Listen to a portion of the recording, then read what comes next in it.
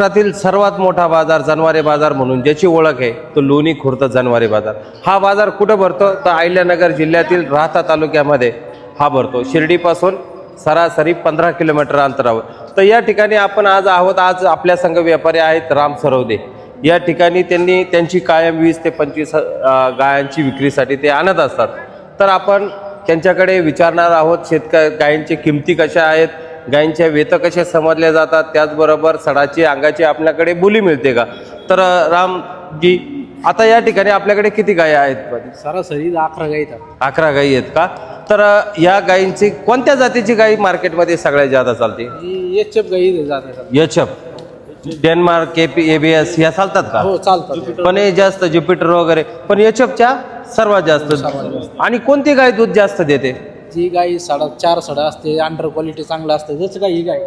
म्हणजे सडामध्ये अंतर पाहिजे। हो अंतर पाहिजे। आणि ज्या शिरा दोरा असतात त्या एकदम मस्त याबा। ऑर्डर क्वालिटी कशी असावी आमच्या शेतकऱ्यांना सांगा। तुम्ही व्यापारी आहात, माहितीच आहे। गायची बघा 4 ठिकाणी 4 आहे। म्हणजे गायची चक्की कसा असावी, हो, चक्की अशी लोमती नसावी। आणि सडाचं अंतर किती असावं? सडाचं अंतर कमीत कमी 4 बोट इतका असावं। 4 बोट। आणि सडाची लांबी आपली कांडी एक कांडी, म्हणजे बोटाच्या कांडीच्या पुढची पाहिजे। हा। आणि गायचं वय कसं समजलं जातं?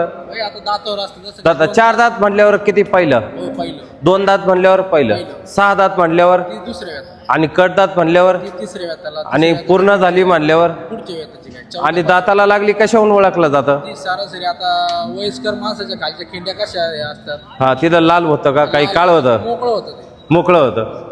तर गाई शेतकऱ्यांनी कशा क्वालिटीची खरेदी करावी तुम्हाला काय वाटतं? सरासरी चमडा असं पातळ पाहिजे गायचं। हा, गायच्या सडाबिरात अंतर पाहिजे। सडात म्हणजे चमडं पातळ पण असावं, ही सगळ्यात महत्वाची माहिती पहा शेतकरी मित्रांनो। गायची चमक पाहिजे। गायला चमक असावी। जात चामड्याची गाय किती मोठी असली तर खरेदी करू नका, त्या ठिकाणी दूध कमी देते, बरोबर आहे? कारण उभं राहण्याची पद्धत आणि काय गायची कशी का असावी काय? गाय आता अशी वाकेल उभी असते, गाई सरासरी जादा व्हायची असते। हा। तर एक लेवल मध्ये गाय। आता दुधाची कॅपॅसिटी कशाहून समजली जाते? गायची आता अंडर क्वालिटी जसं काही पिटी कास असली का गाय दूध काही गायींची कास मोठी दिसते, दूध नाही देत तसं। त्या म्हणजे लोड कासी गाय घेऊ नये। तर आपण या ठिकाणी ज्या गाय आहेत त्याच्या किमती सरासरी आम्हाला सांगू शकता का?